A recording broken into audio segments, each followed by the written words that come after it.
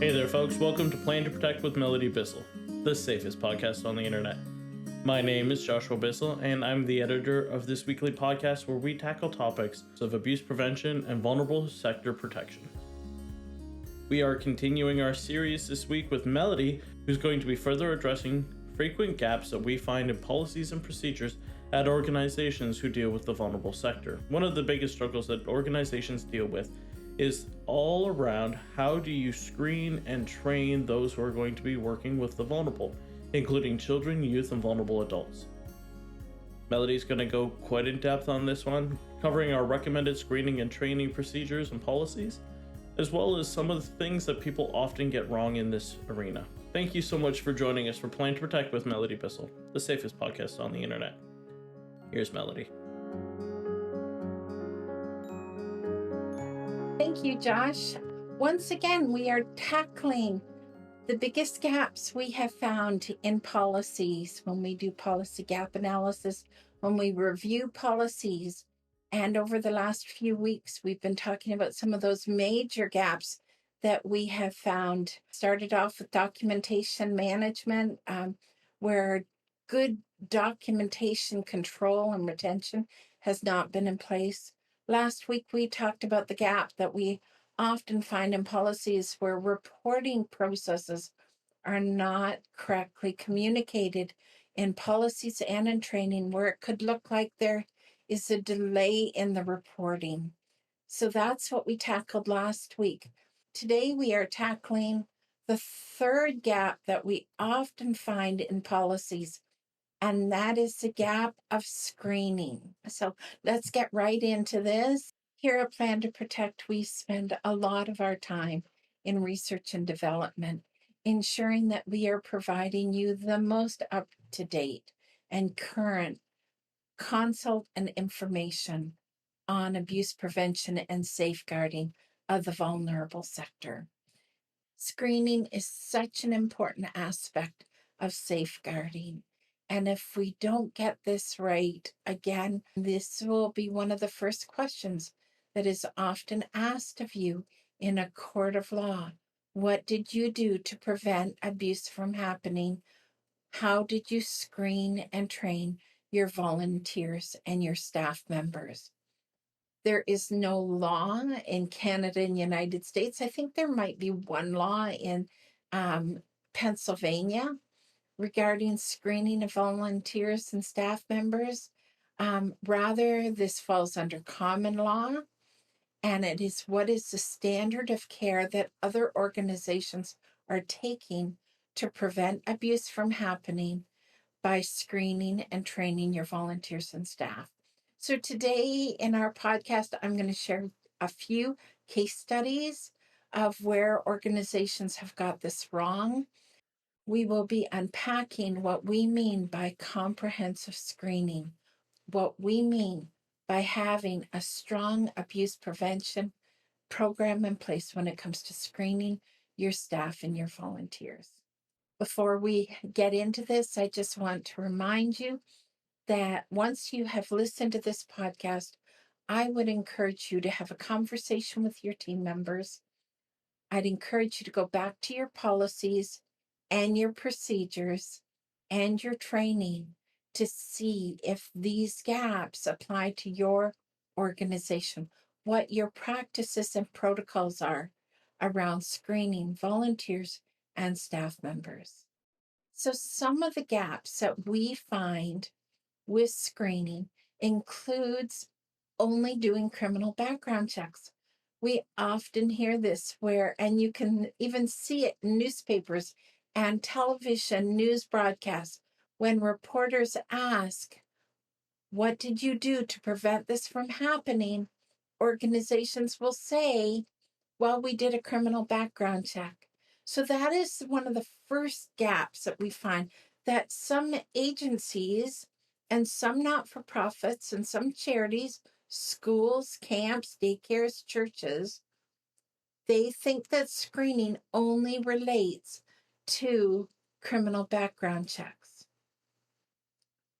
Another gap that we find is assuming that all criminal background checks will come back clear, that it's just a box that you check off that, we have to do this, the insurance company's requiring it, but just assuming that every one of those checks will come back clear. I'm going to tell you later in the podcast a case study that happened to me actually, where I assumed incorrectly that they would come back clear. Another gap that we often have found is that organizations are not screening their youth volunteers, individuals that are minors that are working with children. And in many organizations, we're hiring babysitters, childcare workers, youth to help in our Sunday schools or in our nurseries.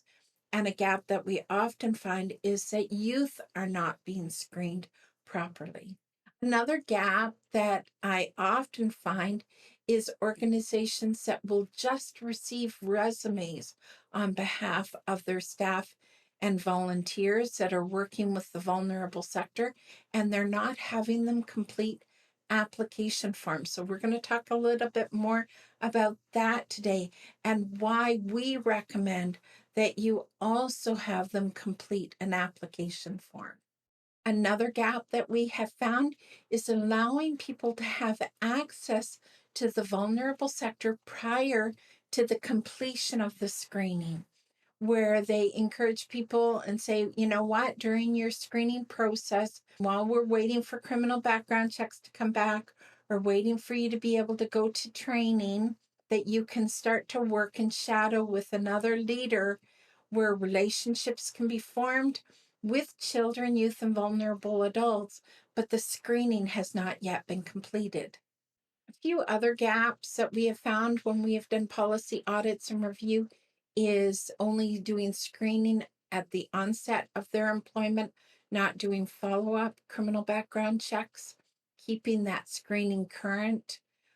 Other gaps include only doing 1 or 2 steps of screening, as I said, just doing the criminal background check, or just doing a child welfare check and not a criminal background check. That is often a gap that we have seen.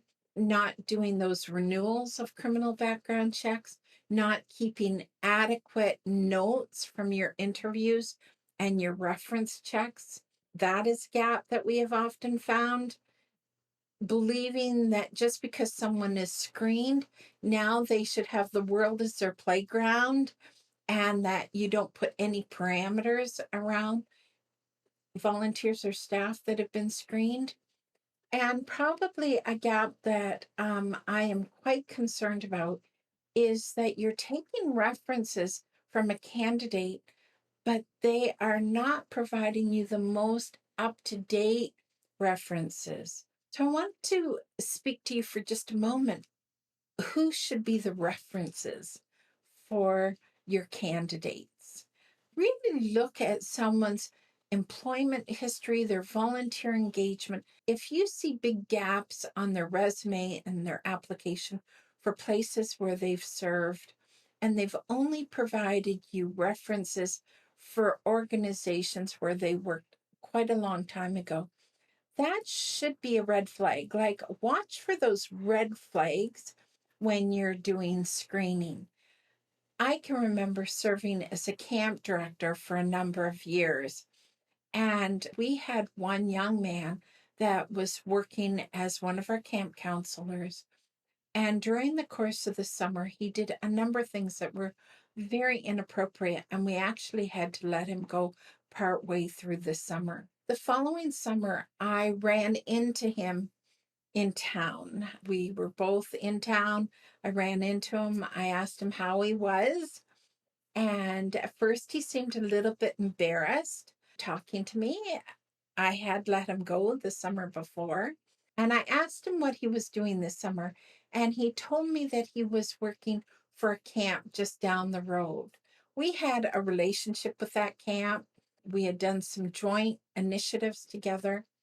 And I was so surprised that that camp never reached out to us and asked for a reference. Remember that individuals will only give you references for people that they think will speak highly of them. If a candidate does not provide you a reference for the camp where they worked the summer before, or a location where they most recently worked, insist that you get a reference from that organization. You may learn so much more. If you've got a relationship with that school, that camp, that daycare, that church, call them up and ask them for reference for that person's most recent engagement. And finally, the last gap that we often find in relation to screening is not asking permission to check references. Now, this seems like, well, isn't it just common sense that if we ask for 3 references and they give us 3 references, that we have permission to check those references? It's always best to have them sign a release of information, allowing you to check those references, to do internet searches, maybe even to ask for additional references where you can secure that information on an individual, keep it on file. So we always recommend a release of information be signed that gives permission to do both internet searches and also to check references.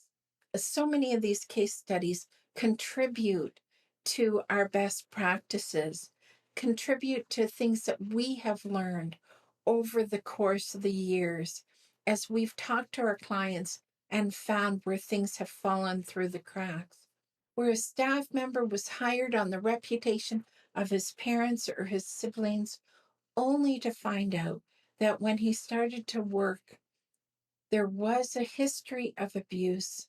There was a history of really immature behavior with students within the program.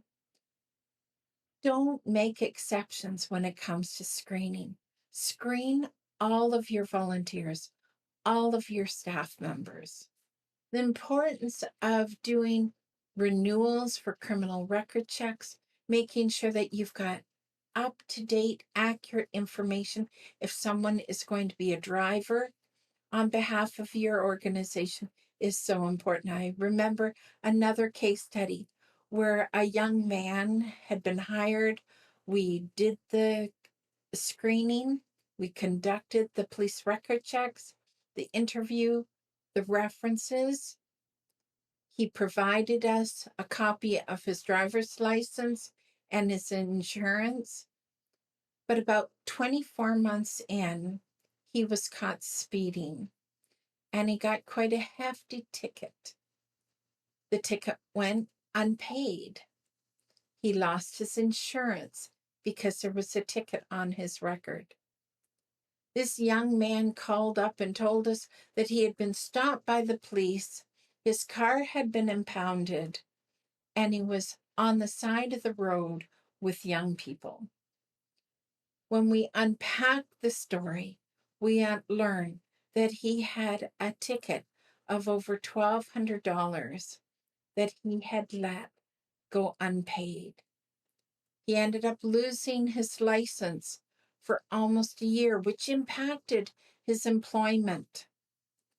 It's so important to ask staff and volunteers that if any information changes on their record, if they lose their license, if they lose their insurance, if they have a criminal record or are under the investigation, or they've been convicted of a crime that has not shown up on screening, that they immediately disclose that information to you. I can remember talking to a senior pastor at a church, and he was in a very rural area. And he told me that he had been pastoring that church for almost 25 years. He was actually in tears as he shared with me that he made a really bad decision by not holding his youth intern accountable for policies and procedures. They had policies in place to screen all their volunteers and staff. Part of that process was to do interviews, applications, reference checks, and criminal background checks. The pastor hired the youth intern, gave him the mandate to do screening of all volunteers and staff. And sure enough, he was confident that this youth intern was requiring criminal background checks for all of his candidates. The candidates were asked to complete the application for criminal background checks, to take 2 photos of government-issued identification. But what this youth intern did is he took those applications and those photocopies, put them in the bottom drawer of his desk, and he never submitted them to be processed. So the board and the pastors, they believed that the screening had been completed. But the youth intern decided that he would save money by not processing the criminal background checks. It was later found out that one of the youth sponsors working with the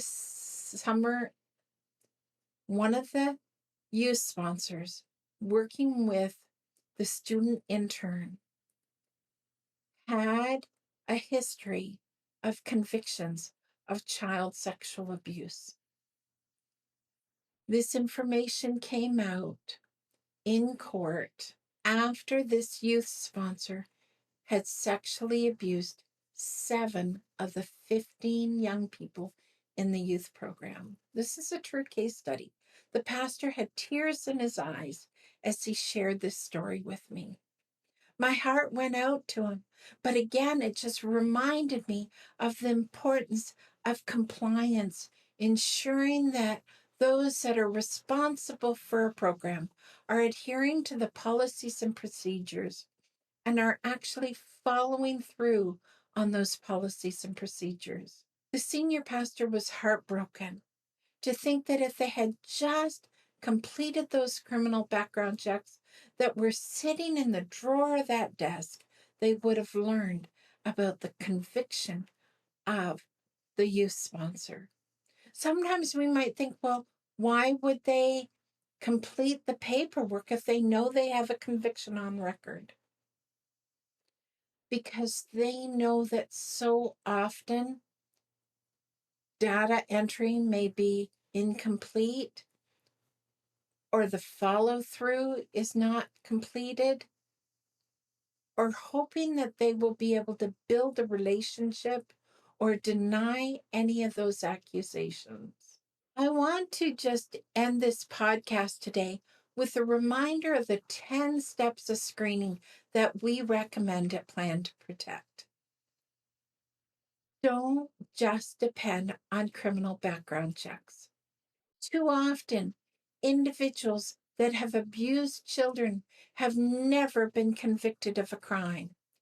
So do not just depend on a criminal record check as your only component of screening. Identify any of those roles and responsibilities where people will be able to engage with the vulnerable sector within your organization. Sometimes we might just think, well, we're a church, so we'll screen everyone who works in the Sunday school. We're a camp, so we will screen all of our camp counselors. We're a school, so we will screen our teachers. In a church, often your young people and children will participate in acts of service, perhaps on the worship team or in the sound booth, or for some of your outreaches and programs. In a school, you've got parents that are going on off-site trips and are chaperoning or reading buddies or working and serving in the lunchroom. You've got administration staff working in the office who have access to the vulnerable sector. You've got janitors and caretakers that are walking the same hallway as the students. At a camp, you've got your custodial staff your cooks, your kitchen staff. You may have a trailer park and you have people that are, again, at the beach with campers.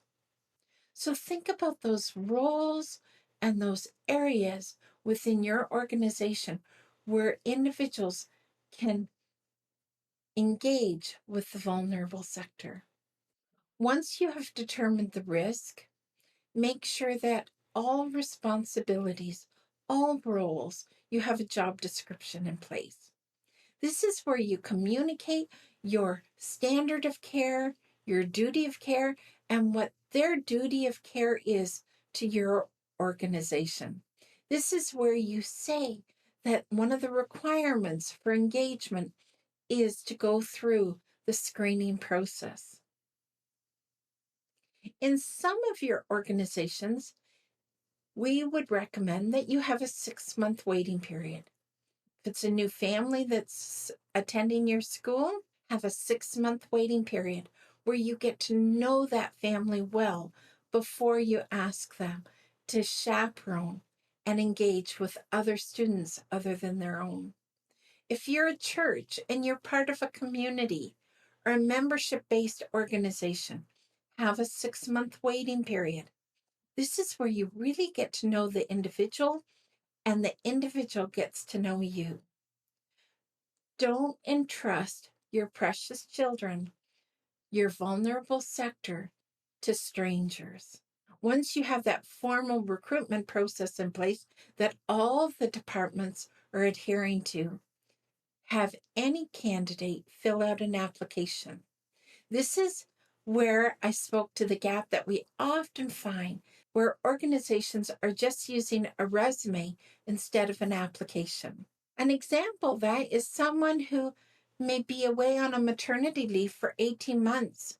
Their resume may say that they served at that organization for 2 years during the years of 2014 to 2016, only to find out that they really were not working that whole time, that they may have been away on a maternity leave.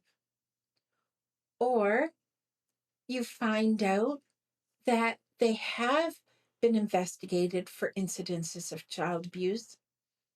They've been convicted of crimes, but that is not captured on the resume, where you can have carefully structured questions on an application, where you ask questions of the candidate that would help you determine their appropriate fit within the organization.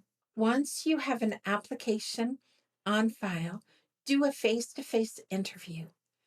Ask scenario questions. Ask open-ended questions, not just yes or no questions, but open-ended questions where they share about their experiences working in other organizations. This is where you would ask them questions that may have come up on the application.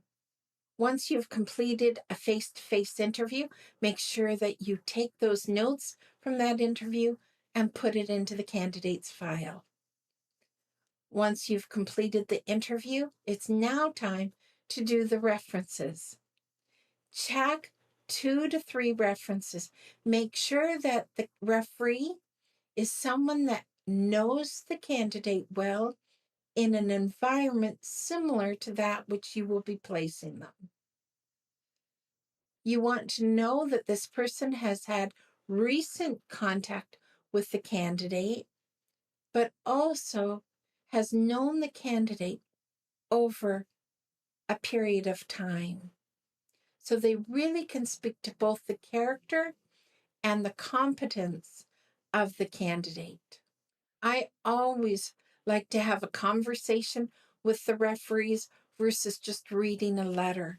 You can get so much more information when you talk to the referee on the phone. Once you've got the application, the interview notes, the references, and the referee notes now in the candidate's file, it's now time to do a criminal background check. If you can, you may also want to do a credit history check, an education, credential check. If you're able, you may want to get a child welfare check completed.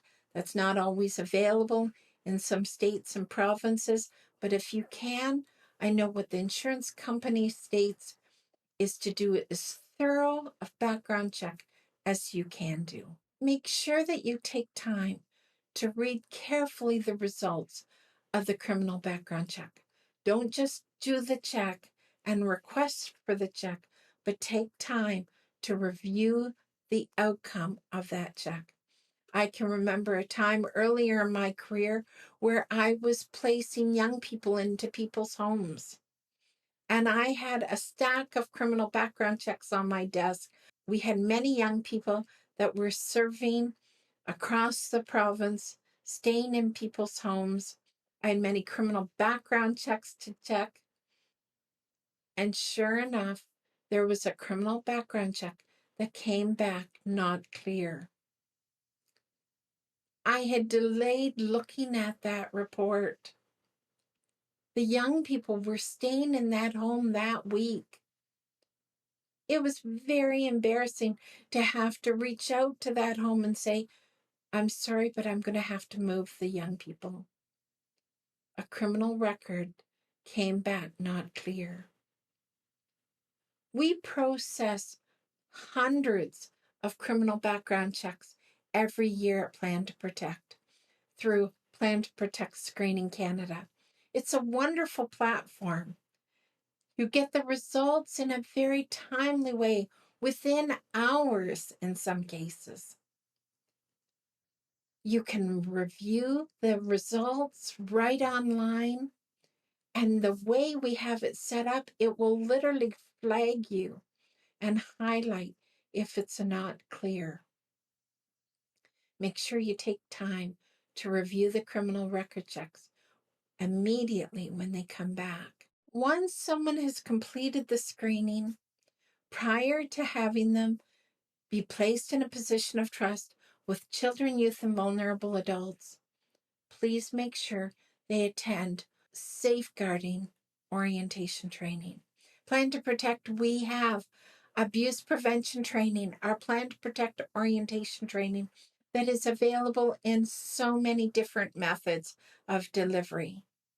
Our school at plantoprotectschool.com, we have orientation training designed for individuals that work with different age groups. So you select the age group that the person will be working with, and they take training designed for that age group. On an annual basis, make sure you have the person do refresher training to keep that information up to date. Well, I think each one of those components are so important.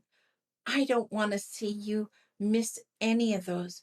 You're going to learn things from a reference that you will never learn in an application or on a criminal background check.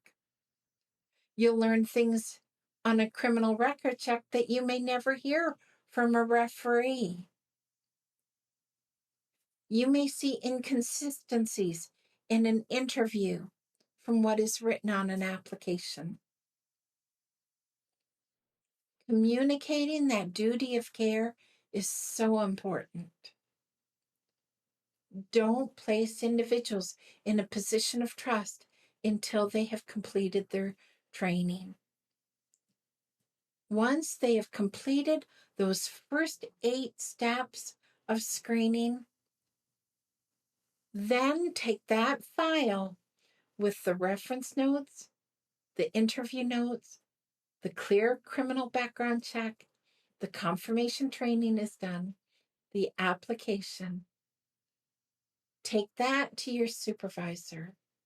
Have it be a 2-step process where someone does the administration work of the screening and then someone signs off saying, yes, the screening is now complete. Now this person can be placed in a position of trust. Once you have that approval, we recommend that the candidate sign a covenant of care, saying that they will abide by the policies and the procedures, and they will disclose any new information that comes to light. And step number 10 of a strong screening and recruitment process is having them shadow another leader and be well supervised. On an annual basis, do staff evaluations and volunteer reviews. So I leave you again this week with homework. Review your policies, your practices, your procedures, your training. Ensure that you have a comprehensive screening process in place. Don't get into bad habits or taking shortcuts or making exceptions to the screening process. Again, this is one of the first lines of defense of demonstrating your due diligence and protecting the vulnerable sector from abuse, injury, and harm, protecting your organization from liability. You don't have to do it alone. At Plan to Protect, we have screening services. We help organizations with interviews, references, criminal background checks, training. You don't have to do it alone.